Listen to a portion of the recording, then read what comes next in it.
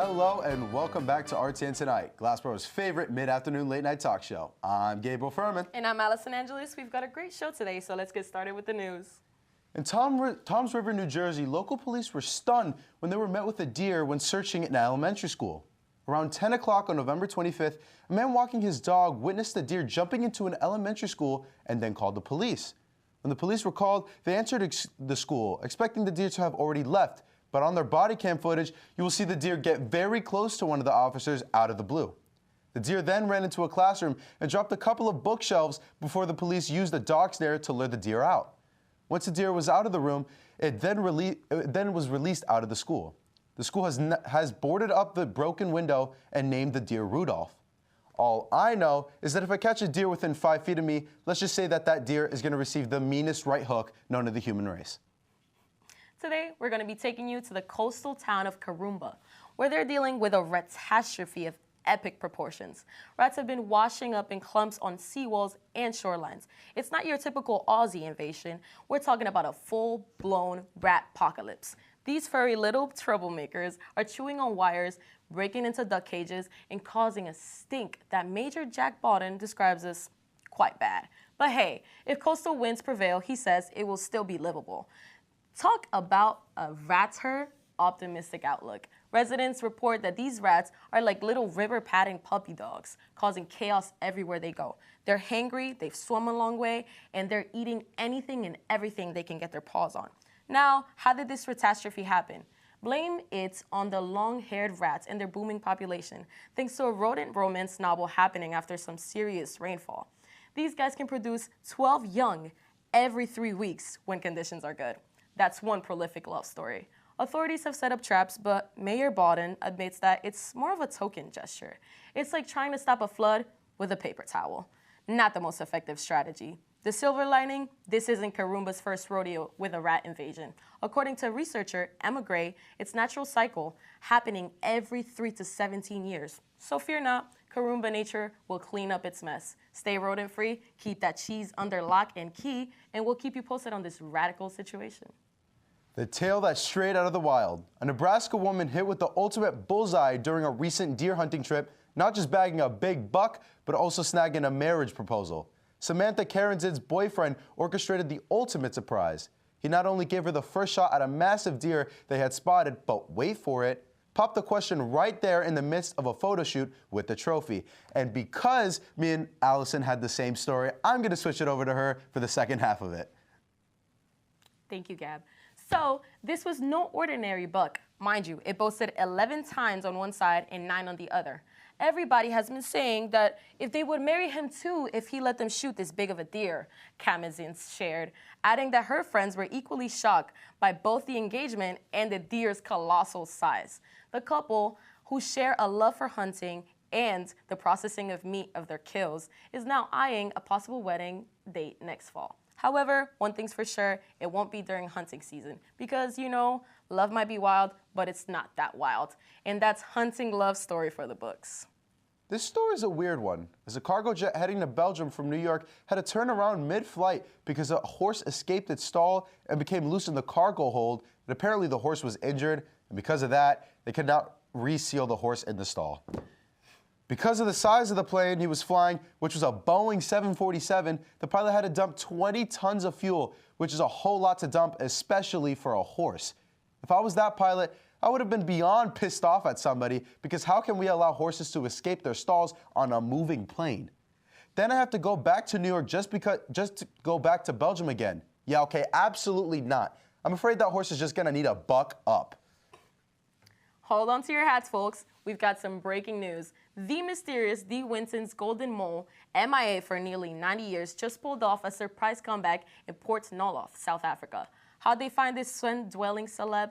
Well, they called in Jessie, the no extraordinary collie, and she led the scientists straight to 11 of these underground stars using their supersonic hearing. Picture this, a team with more enthusiasm than a rock concert, plus Jessie Sniffer, and voila, they hit the jackpot. Confirming their find with a bit of CSI-style environmental DNA analysis, they not only found the De Wintons, but also stumbled upon a few more golden mole VIPs. Cobus Theron, the conservation maestro, was all like, I knew it'd just take the right detection method. good timing, and a bunch of mole-loving detectives. No mole was camera ready, but they caught nearly a dozen on tape. The plot twist, the area is at risk from development and diamond mining. But fear not, the Endangered Wildlife Trust is ready to roll. They're using this discovery to play superhero and get protective status for the D. Winton's habitat. They're even recruiting a new squad of four-legged detectives to join the scent hunt. This isn't just a comeback story, it's a conservation blockbuster in the making. I'm cheering on for the absolutely adorable D. Winton's golden mole's return. It's gonna be monumental. The last story coming from me is also coming from New York, as a robber's colorful underwear helped the police catch him. In Queens, there was a robbery at a tobacco shop on September 14, 2022, where three masked men exited a Mazda to rob the store. One of the masked men was caught on surveillance wearing bright yellow boxer briefs with a big letter R in the middle and on the back the year 1990. After a year, the police were given an anonymous tip of the Instagram handle of one of the masked men, which ended up being Mr. Bright Briefs. How did the police know? Well, they spotted Mr. SpongeBob in a post showing off his underwear while posted up to the exact same car pictured in the robbery. The 30-year-old man was then arrested a week later for his crime by the NYPD. Dude, if you're gonna rob a store, is it the point to try and keep yourself hidden? A mask only does so much if you decide to wear the brightest underwear in your wardrobe before you commit the crime. Let's just say he wasn't locked in. Now let's talk about a headache with a twist. In a bizarre discovery in Vietnam, a man's pounding headache turned out to be more than just a nuisance. It was a pair of chopsticks lodged inside his skull. After enduring severe headaches for 5 months, the 35-year-old man finally sought help at the Cuba Friendship Hospital in Dong Hoi. To everyone's shock, a CT scan revealed the man had a rare, potentially life-threatening neurological condition, all thanks to those sneaky chopsticks that somehow made their way up to his nose and into his brain. As the story unfolded, the men recalled a wild night out drinking that ended at fights 5 months earlier. See, that would be the time I went completely sober for the rest of my life. The surgeons successfully removed the chopsticks, leaving the patient in stable condition and eagerly awaiting his release from the hospital.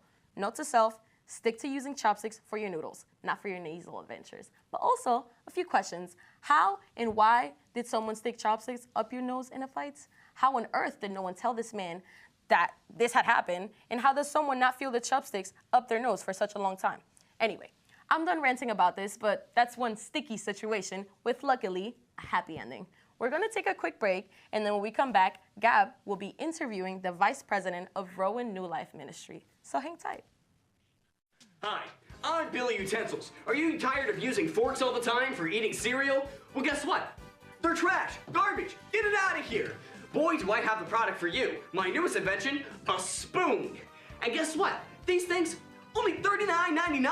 But if you order now, I'll throw in a second one for only an additional $38.99. Wow, what a great deal. Order a spoon today. Cut. What the f? Boom guy, take 5. Taking 5. Billy, we talked about this. What's the problem? Spoons already exist. Since when? Since forever, Billy. Forever. No. Billy, I went to Freshens this morning. They gave me a spoon. They had extras. I didn't even want it. So you're telling me that not only do forks exist, but spoons do Yes. too? Billy, spoons and forks have existed forever. Man, I wish there was, a mixture of, oh my God. No. Did somebody say boom?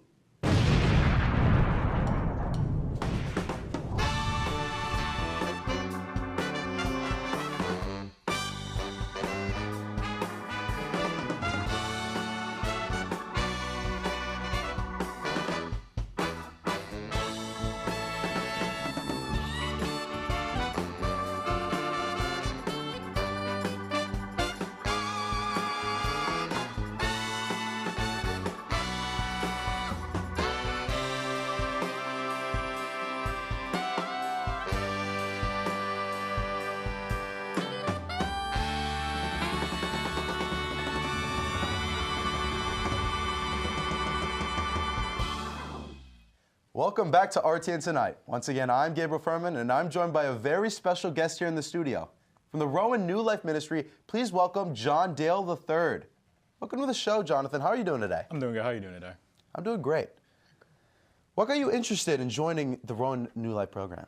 All right, so for me, I'm from North Jersey. I'm from Jersey, New Jersey. Shout out to the Big 201. So yeah, so me being 2 hours away, I needed to gain a church life, get a good church life with being at Rowan's campus. So mysteriously, I found New Life throughout one of another club's events called Men of Color Alliance. They had "Where's Your Jesus" piece, and I did the event. I won a Kahoot. I forgot what I won, but I won something, and then I ended up joining the e-board 2 years later. I'm the vice president. Nice, nice. Real nice story there. Any new events popping up anytime soon? Or what events do you have? So typically we have our Bible studies every week, and we have our choir ministry. We also have a dance ministry that we have going on. Our choir is actually going to be performing at a couple of churches this weekend on both Saturday and Sunday. And then also our newest event that we're going to be doing on December 7th in Bowsworth 112, we're going to be having our first ever Life Nights Worship Night. Nice. Can you tell us what that's about? All right, so our Life Nights Worship Night, we're basically going to be having a sermon going. We're having our choir ministry singing. We have our dance ministry. They're going to be doing dances. And overall, we're just going to have a good night before finals comes out and let's just have a vibe. Finals is a stressful time for all of us college students here. What's I guess your average day in the life as the vice president of the new ministry club? Typically, I wake up. I also work at Rowan after hours too as a marketing coordinator. So I go to work for a couple hours, and I'm on the phone with with a couple people, just having simple conversations. I go to class, and then let's just say tomorrow's Wednesday. So on Wednesdays we go to our Bible studies, and then we also have our choir rehearsal right after that. So I'm going in and out of that. So. Nice, nice. Does the club ever do any collaborations with any other Christian clubs on campus? Yeah, so one of our big collaborations with Strong Tower Family, we in the springtime around Easter, we do our 7 Last Words event where we just we have a event where we talk about the 7 last words of Jesus Christ around the time of Easter, and also we collaborate with other events such as Chi Alpha, the Navigators, and the different clubs on campus. Nice, nice. And is there any new programs you'd like to promote? We'll promote it again. So on December 7th, which is going to be this Thursday in Bowsworth 112, the King Auditorium, we're going to have our first ever Life Night Worship Night, and so yeah. And lastly, the most important question of all. Okay. What is your favorite restaurant? Favorite restaurant right now, gotta go with Checkers all the time. You see, that's a different answer. We got Chili's. I think it was Applebee's the first 2 times I asked that question. Yeah. All right. Well, thank you so for joining us, Jonathan. If you guys would like more information about the Rowan New Life Ministry, you can follow them on Instagram at New Life Rowan. When we come back, Allison's going to put Jonathan to the test with our classic RTN Tonight game segment, and you will not want to miss it.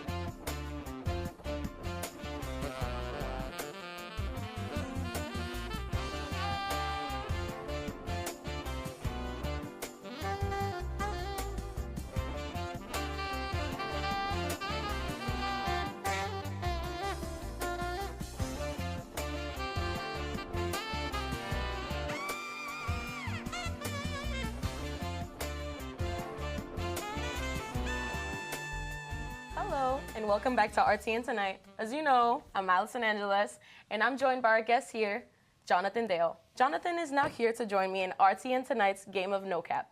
To give you a recap of the game, a timer will start when I ask the first question. From there, you will have to answer 20 questions that are opinionated as fast as possible. After that, we will match your time with next week's guest, and see who went faster. Jonathan, are you ready to play No Cap? Yes, I am. Awesome. So here's a timer. Ready, Okay. set, go. The sun shines up or down? Cap. How many dogs do you have? How many dogs do you have?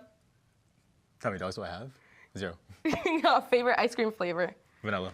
Primo Hoagies or Jersey Mike's? Jersey Mike's. Minecraft or Roblox? Minecraft. Have you ever eaten Cheetos at 3 a.m.? Yes. Prefer shoe height? 13. Do you wear aglets? No.